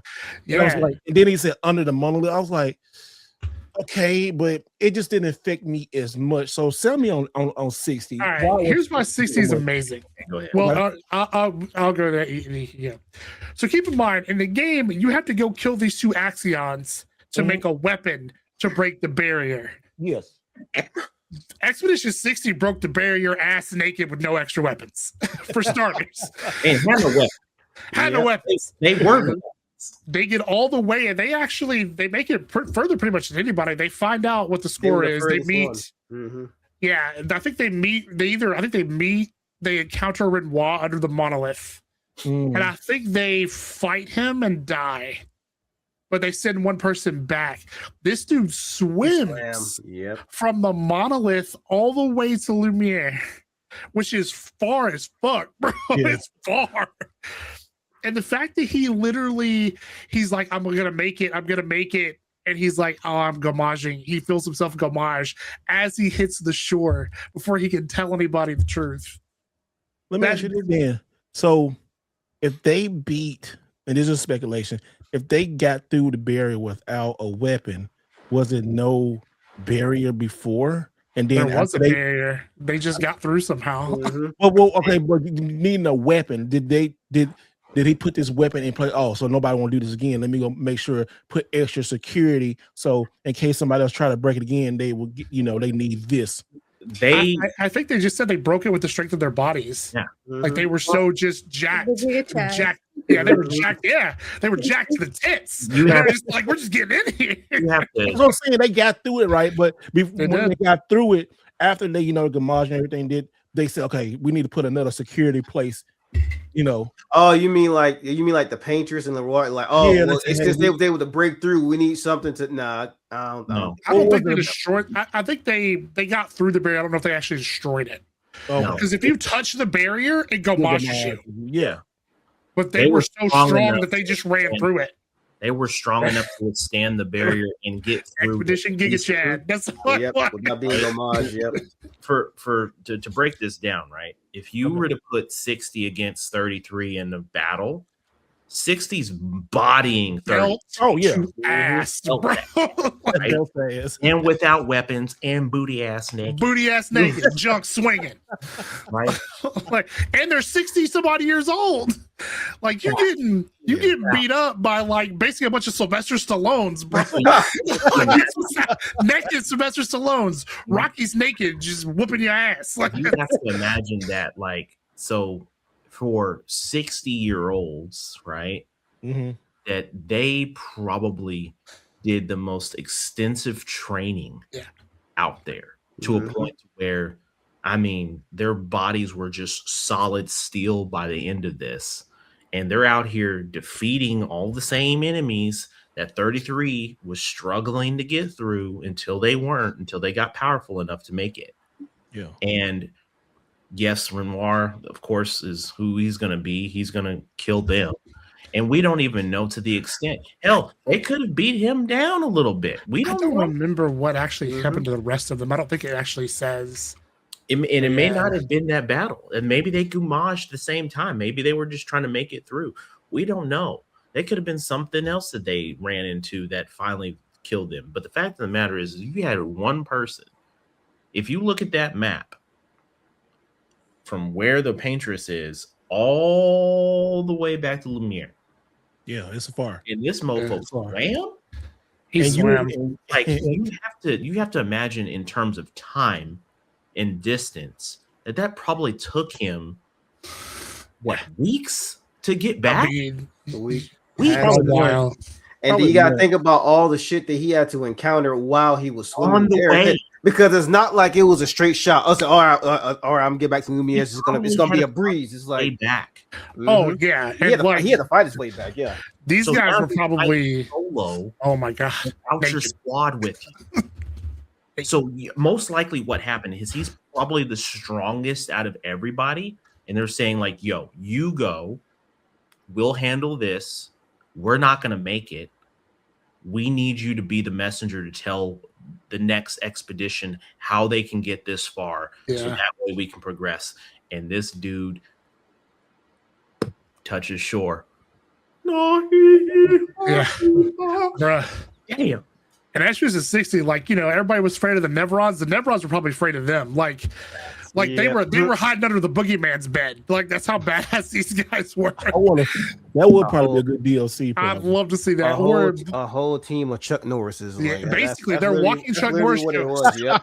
Yeah, walking Chuck Norris Because jokes. even in his old age, a lot of people ain't fucking with that dude. for Oh obvious man, the reasons. Chuck Norris It's- jokes No, were they're great. not fucking with him. That's yeah, I crazy, mean- man. I haven't found all the journals. I want to go back and find all the journals. Some of them were gnarly. Some The of them one funny. they decided to basically like ride a Ferris wheel into the over to the island, and I was like, that can't be real, but you find it, and then I think Gustav was like, they really did this. Yeah. This is a thing that they really tried. Is that the one that they was it the Ferris wheel that was they which because it was two Ferris wheels, one that you had to repair, and then the one that it was in that world with SK. That before you hit that big ass thing that's on the side that you see it all the time. They say, "Oh, we can go take a date on this one day or go back." Yeah, I think that's the one. Yeah. Okay, that's the first one. So Right. like, so what act was your favorite? Well, I mean, what was I guess not favorite, but I guess favorite. Yeah, I guess what acts? What when you look back on it now, like what part of the game was your favorite part of the game? Oh, that's tough. don't really have a favorite part of the game. Yeah, I was about to say, yeah, like I think the experience was just the entire thing through Yeah. because I don't have a specific part. So, that's the part that makes me remember the game because the whole thing was memorable to me. So Yeah. I'm the same boat with Ness to where it's like I can't pinpoint an exact moment to where it's like, yeah, this is one of my favorite games of all time because I just love the game as a whole. So that's kind of hard for me to. And it's been about 8 months, 9 months since I played it. So I'll probably need to refresh. I'll probably need to refresh myself again. Yeah. That's just to see some of the parts. So it's kind of hard for me to answer that question.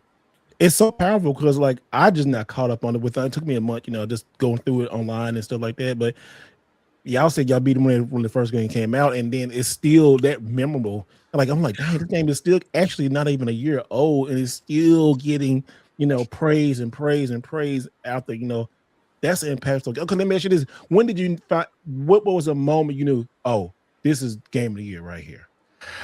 Or a game, or like that has never played before. Like this is your game right here. What Yeah, it was probably everything. When I had to have a copy of it, that's when I knew. I was like, what the hell is wrong with me? Why am I going after this? For me, it was probably when Gustav was killed because that's like an era from Final Fantasy VII right there. Yeah, exactly. I would probably say it's a little worse than era from Final Fantasy VII because I thought Gustav was the main character just to find out that he was just substituting for the main character. I said, "Oh damn, that's kind of fucked up when you think about it." It's like he was a substitute. Yeah, for me there was like two big moments. So this game dropped around the same time that the Oblivion remaster dropped, right? Yep. So I was really like, I'm gonna play Oblivion. It's gonna be amazing. And then like there was some people like we have like a gaming Slack channel at work, and people started talking about it. And then I saw some IGN reviews come out. And I'm like, all right, this game is on Game Pass. Let me just go see. I'm gonna just go download it, and I'm gonna play the first 45 minutes of it or whatever hour. I download it and play it. We get through that opening scene, and I'm like, oh, we doing this. So when I first like booted it up, and I booted it up, and I was like going to get a drink or doing something in my office here, and that title screen music started playing. And I just kind of sat there for a minute. And I was like, damn, I don't speak nobody's French, but this is like, holy shit. But playing through that first like hour when you have that first like prologue scene with Sophie and stuff, I was like, no, we're doing this. Like I uninstalled Oblivion because I need a room on my Xbox. I was like, nope, we're not doing this. We've seen this movie before. I gotta play this. I gotta know what's going on here. And then Act 2, at the end of Act 2, I was like, this is Game of the Year. There's no way this isn't Game of the Year. What about you, Saturn? Sorry, it's hard to find like pinpoint a moment in the game because when I started playing the game, like just from the get-go, I thought it was really pretty. When I heard the music in the battles, I'm like, okay. I have never heard music like that before in a battle, like not in a long time. Here you go. Like yes. There's not many games that like makes me feel as emotional for like the stupidest scene the way like Kingdom Hearts does. So the fact that I was starting to feel emotional in like little scenes here and there, definitely, I knew there was a chance for it to be Game of the Year. Now that I know it was going to be 100%, no, because like Donkey Kong and all that stuff was coming out at the same time. Nah. You never know what the people that are voting. I wouldn't have not voted for Donkey Kong personally, but because it's the first one in a long time and people have been waiting for a Donkey Kong game. Yeah. Now you understand, Steve, why we were like, no, it has to be this game. If it's not this game, we riot. Like we bum rush the stage if it's not this game. Bro, if Donkey Kong would have won, because at the time I played it 5 minutes. All right, I get back to it, right? And I was like, if Donkey Kong like just y'all, just if they would have won, I can understand. But I understand more now about like what's going through the damn game. It is so fucking good. It was so good. What's y'all's favorite line from the game? There's so many good lines in this game. What's your favorite line? Tell me out. I played it in French. Sorry. SK said like, I'm also wee, but I'm also woo. I like that part when he was talking about. He had some great lines. But the most impactful line was when Gustav died, and he turned around and he was told to run, but he said for those who come after. It was like in the look, like y'all have to go back about when I had a reaction and I put it up. I'm like, I haven't reacted like that in a long time. It was like, and he looked. I said, "Oh, this is not happening." And then they made you play him when he had 1%. You could heal, but it didn't matter in that moment. Like, yeah. But anyway, we need to like land the plane in a minute. But yeah, that's a good one. Everybody else talk about their moments and stuff.